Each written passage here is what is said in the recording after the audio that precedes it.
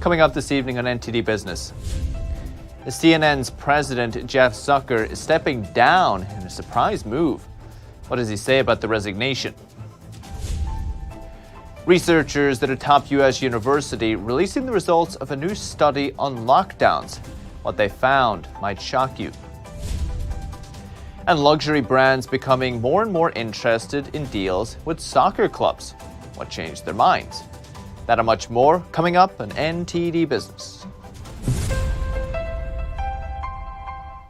Good evening. Great to have you with us. Paul Graney here, live from New York City. Researchers at Johns Hopkins University say pandemic lockdowns did a lot more harm than good. Their paper says lockdowns have had devastating effects on both the economy and society, including raising unemployment, reducing schooling, and contributing to domestic violence. But they found lockdowns had little to no impact in actually reducing deaths. The researchers performed an analysis of over 20 scientific studies. They found that early lockdowns reduced overall COVID-19 mortality by 0.2%. They did find evidence that closing non-essential businesses like bars may have helped reduce the number of deaths, but their overall conclusion was that lockdowns are not an effective way to reduce mortality rates and should not be a part of pandemic policy.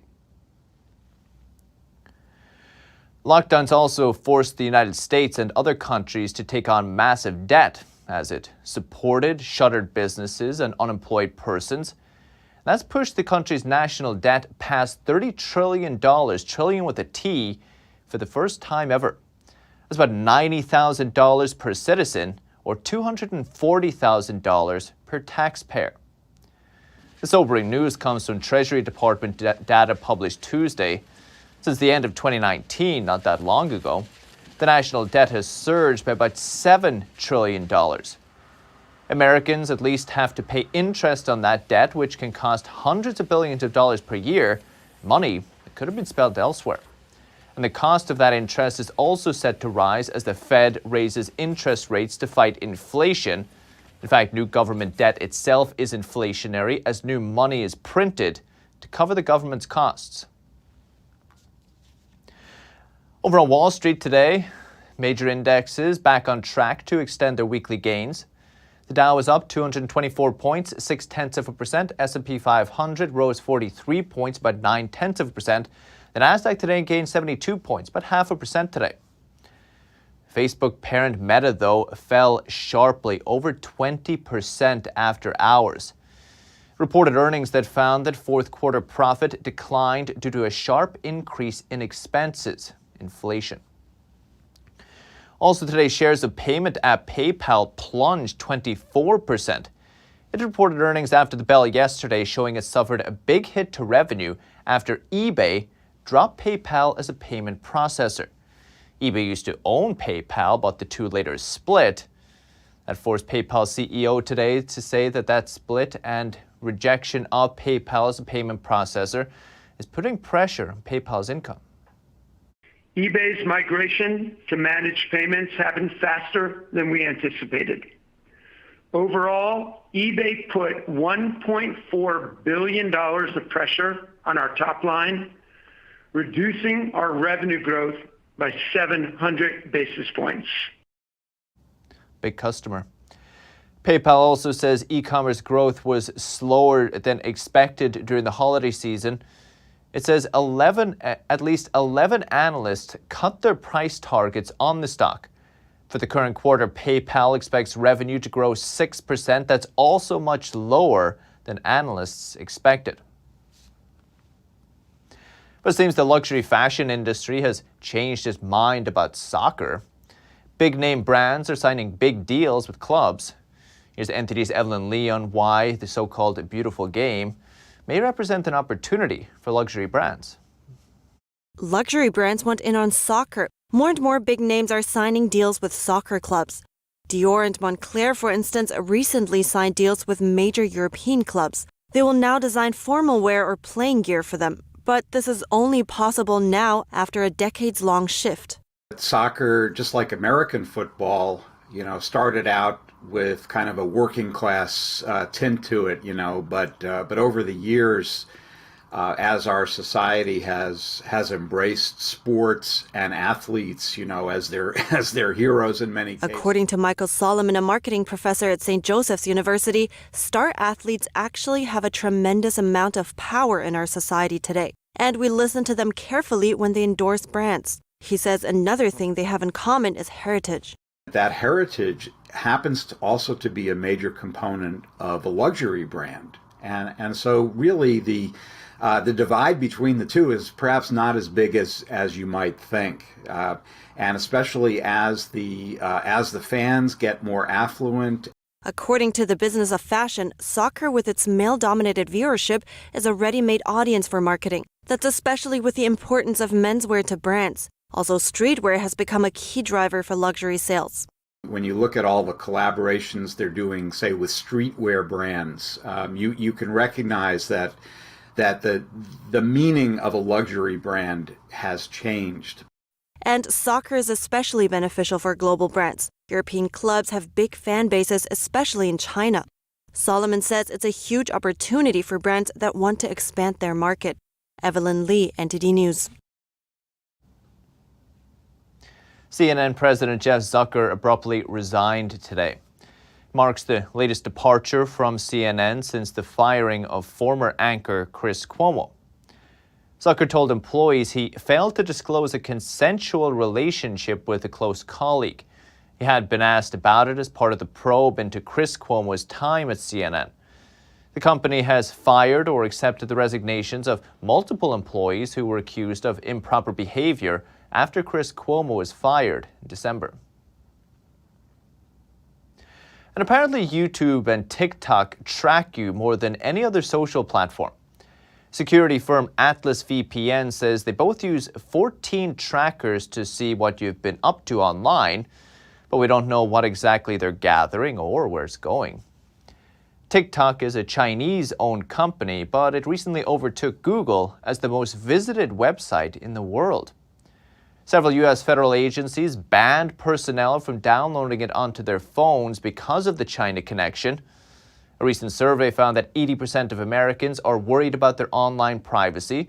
They say that they would be willing to pay for social media in return for better protections. At least one American company is trying to take advantage of that sentiment, MeWe. It's a Facebook alternative that doesn't track you or sell your data to advertisers. It makes its money by selling extra features to its users. So joining us is online privacy advocate and the CEO of MeWe, Mark Weinstein. Mark, great to see you. Thanks for coming on. Great. Thank you, Paul. It's always a pleasure to be with you, be on the show, and thank you, everybody, for tuning in. Mark, we often hear about concerns over online privacy, but in your eyes, what exactly is the big problem with trading one's personal data in return for lots of free services, right? Google Maps, Facebook. What do you see as the primary concerns? Look, it's a massive concern. In the old days, a year or two ago, people still didn't understand that when there's a creep looking over your shoulder, in other words, that the world knows, or Facebook knows where you are, what you're doing, who you're talking to, what your emotions are, what your political views are, what your religious views, what your sexual views, what your health issues are. That's a real problem because now governments know and nefarious actors, marketers, advertisers, politicians, countries can target you, manipulate your thoughts, your opinions, your purchase decisions, your relationships. So this is massively dangerous, and I am not overstating this, everybody. This is real. It's happening. We read about this, how democracy is being disrupted, interrupted, etc. You credit yourself as one of the founders of social media, so you've been watching this space for a long time, and you've been watching privacy in this space as well. Has it developed how you imagined it would? And particularly, as you mentioned, over the past couple of years, how has it developed? Well, this is why MeWe is here. So, I started MeWe to solve the problem. I was back in the late 90s. When social media was invented, I was one of the early founders of a award-winning social media company. And what happened was When social media was invented, social networking was invented so that we could stay in touch. We could stay in touch with our family, our friends, use great technology, find new friends, find like-minded people to hang out with. And what happened is it's been perverted. Mark Zuckerberg discovered that he could make a lot more money by studying and watching and learning and manipulating everything that we do. You know, you don't have free will, everybody, if your opinions are being manipulated by Facebook. You don't have free will if your purchase decisions are being influenced by Facebook. You don't have free will if your votes are being influenced by Facebook. Recently, over the past couple of years, we've heard more rumblings and some, don't know about action, but congressional hearings in D.C. over the influence of big tech, the power of big tech, a number of lawmakers calling these companies monopolies, threatening to break them up, etc. You think that there could be some reform in this space coming through politics? You know, first of all, I had a major op-ed in the Wall Street Journal on October 2nd of 2021, just a few months ago. And I talked about how Facebook is a monopoly. And previously I had said that they weren't. And I said, I've changed my mind. Facebook is a monopoly. The question is, can the government regulate this? And the answer, in my opinion, is really no, because you know it will fail. The government tries to regulate data portability in the healthcare industry. It fails. Facebook is a monopoly. There do need to be things done to them. They need to be fined when they do things wrong. You know, they got fined $5 billion for violating a Federal Trade Commission consent decree agreement when they could have been fined $2 trillion. Now, if that fine had taken place, so in other words, there were already agreements and regulations in place that could have worked if the fines were doled out as they were supposed to be. So Facebook has a lot of friends up on the hill, so to speak. Well, that's something to look into. Mark Weinstein, MeWe, really appreciate it. Thank you so much. Thank you. Great to be here. And amid this inflationary environment, Starbucks has been steadily raising prices, but says customers don't seem to mind. The coffee chain raised prices in October, then again in January, but Starbucks says customers keep coming back. In the last 3 months, sales jumped 18% in North America and 13% globally. Starbucks obviously hopes the trend continues. It also expects to raise prices again later this year. The company says the new prices help mitigate cost pressures it's facing itself, including rising material costs and increased wages. And clothing companies seem to be ready to bring their manufacturing closer to home. Top consulting firm McKinsey surveyed businesses and found that 71% plan to nearshore some production. That means bring it closer to their home country. Central America seems to be top of mind for U.S. companies. 8 in 10 plan to build up their operations there. The National Council of Textile Organizations recently put the shift away from Asia down to 3 factors: increased freight costs, labor shortages due to COVID, and reports of forced labor in China's Xinjiang region. One American company looking to take advantage of the trend is Zipfox. Just launched a platform to connect American businesses with manufacturers in Mexico. It's hoping to compete with Chinese sourcing site Alibaba.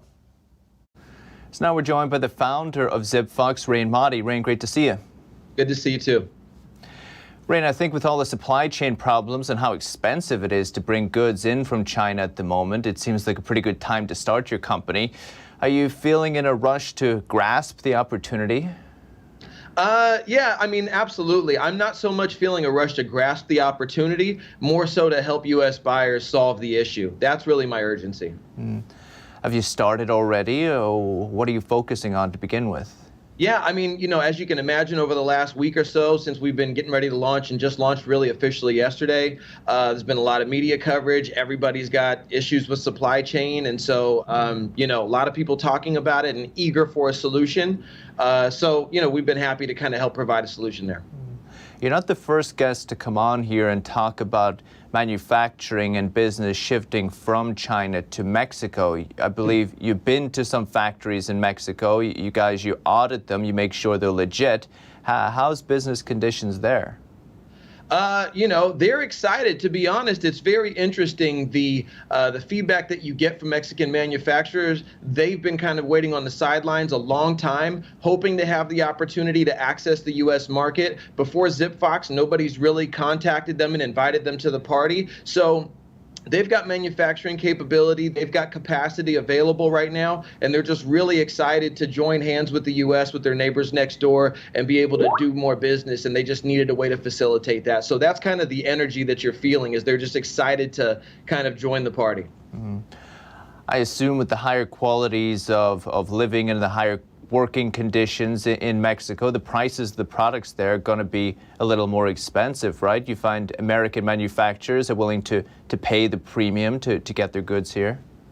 Well, it kind of varies product by product. Some things you'll see that are kind of comparable with Chinese pricing. Other things may be a little bit more expensive. But when you kind of balance that out with the lower shipping costs coming from Mexico and then not paying the 25% tariff, which that's a temporary issue, but it is an issue right now, you're still going to come out on top many times sourcing products from Mexico. The thing is, though, obviously, you're not going to get every product from Mexico. Over the last 25 years in particular, China has built in some fantastic and magnificent capacity and capabilities, the best in the world. So sometimes that's going to have to still be the best option, and there's nothing wrong with that. It's just about having more options.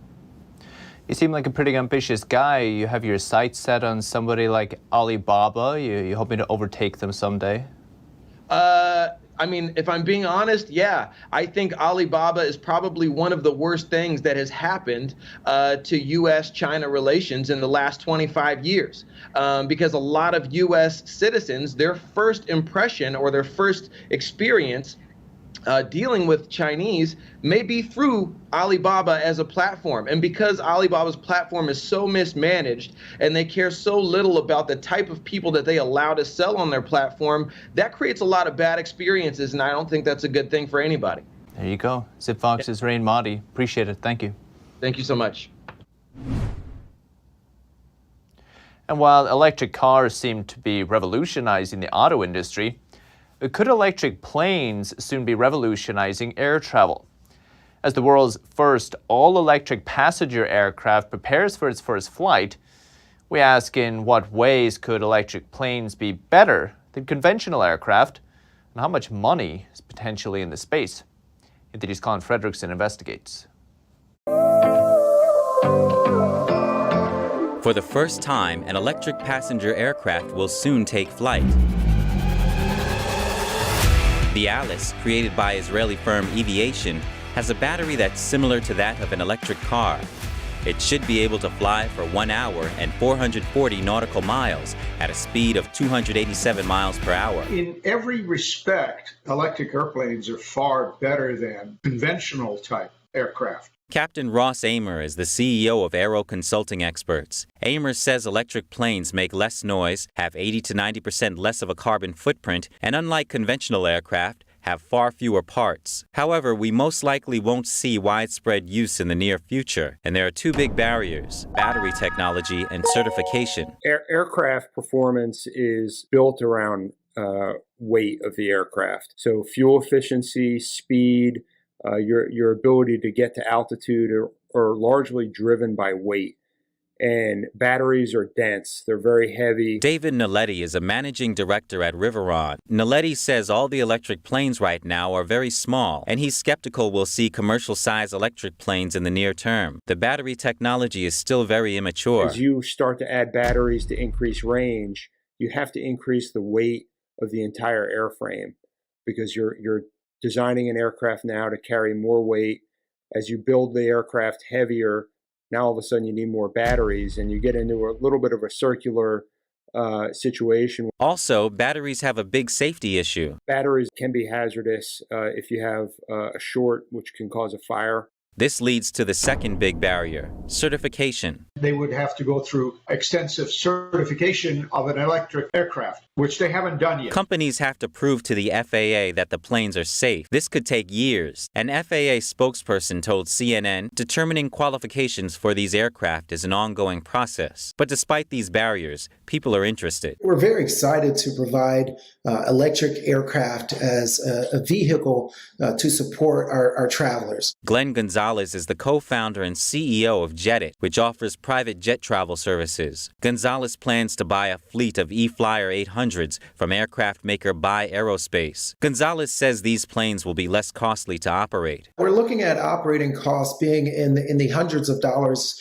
per hour as compared to thousands of dollars or well into the thousands of dollars. This involves the costs of maintaining, servicing, and recharging the aircraft. And the electric aircraft space has received serious funding. NASA gave $253 million to GE Aviation and Magnix to work on electric planes. Boeing is investing $450 million in manufacturer Wisk Aero, which is building an autonomous electric plane. And Airbus has been working on its own electric plane for over a decade. Colin Fredrickson, NTD News. With that, we're going to take a quick break, but stick around to see Elon Musk announcing the new Starlink premium internet service. How much will it cost and who's it for? And hundreds of Australians are leaving the dairy farming industry every year.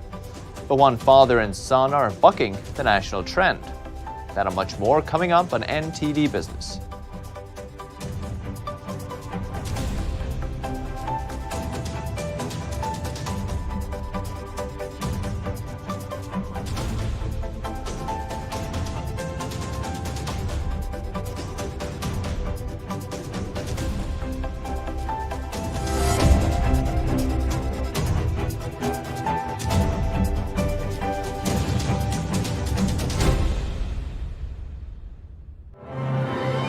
The wait is finally over.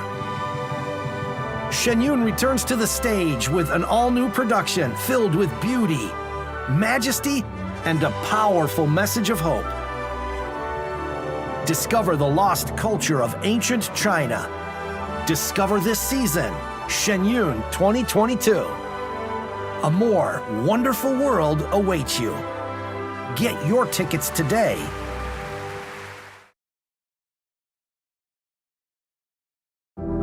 Secure, the true solution for your digital privacy and security. Secure is a private and secure messaging and email solution hosted in Switzerland, using military-grade encryption and Swiss privacy laws, giving you true privacy.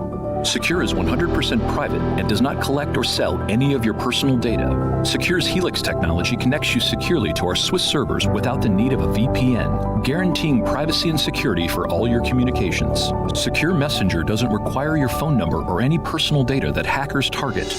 Chat by Invites allows you to chat privately and securely with anyone outside of your secure network without the need for others to download Secure. Secure Send offers you a private and secure way to email anyone outside of Secure. You won't find this level of privacy or security on any other email or instant messaging application. Visit secure.com. Regain and protect your privacy today. The 2022 NTD 8th International Chinese Vocal Competition will be held at the Merkin Hall of Kaufman Music Center in New York City. The competition is honored to have specially invited vocalists with the world-renowned Shen Yun Performing Arts to serve on its panel of judges. The gold award is $10,000. The 2022 8th International Chinese Vocal Competition. For more information, please visit vocal.ntdtv.com.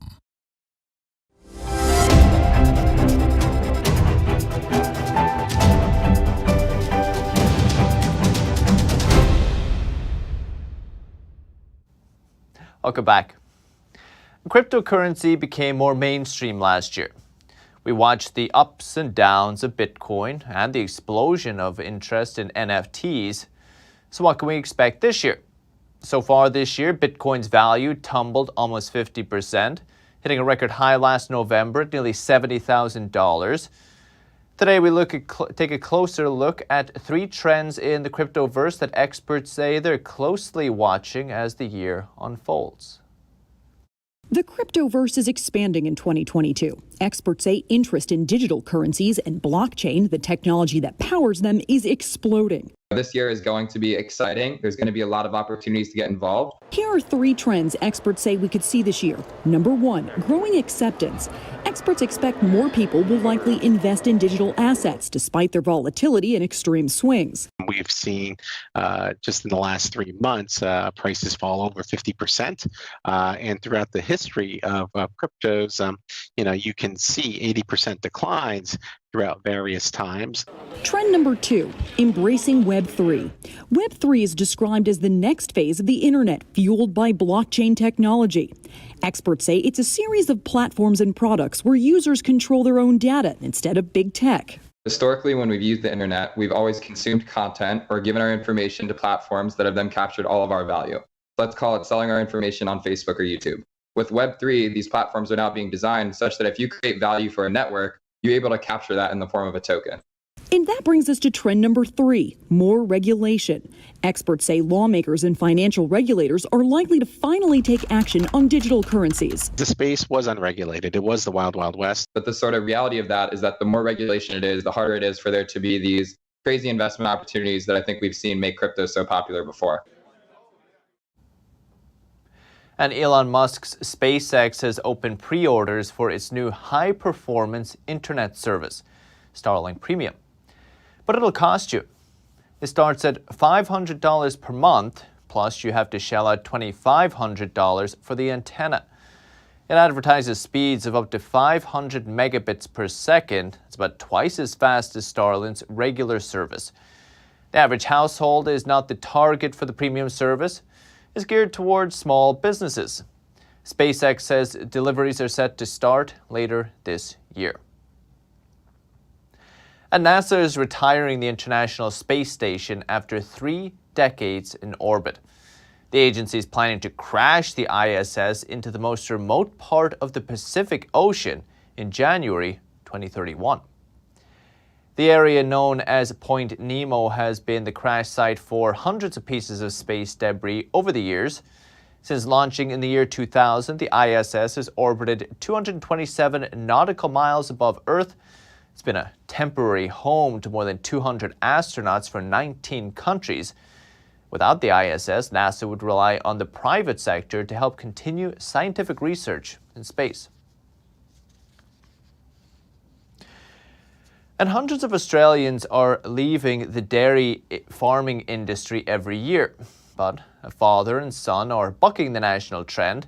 They're buying dairy farms to enjoy what they say is a more balanced lifestyle. NTD's Andrew Thomas has the details.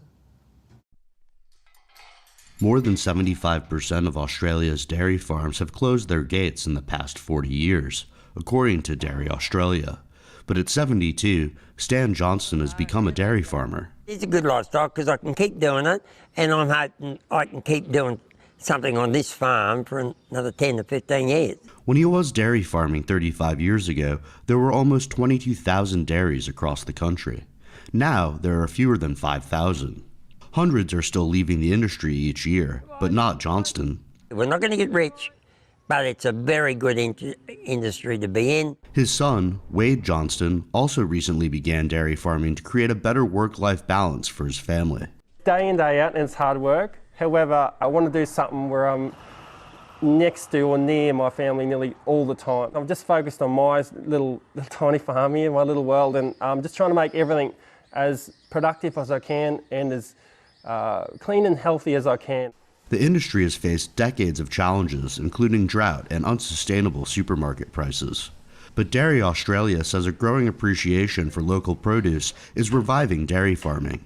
There are opportunities where individual producers, individual companies are really capitalising on that support and really working towards supplying an Australian consumer who really wants to see the Australian dairy industry succeed. And the dairy farming renaissance is providing some with record-breaking profits. Andrew Thomas, NTD News. That's the latest business updates for today. You can still catch NTD Evening News. That's with Stephanie Cox at 6:30 p.m. Eastern. From NTD Business, it's all for today. Thank you for watching. We'll see you tomorrow.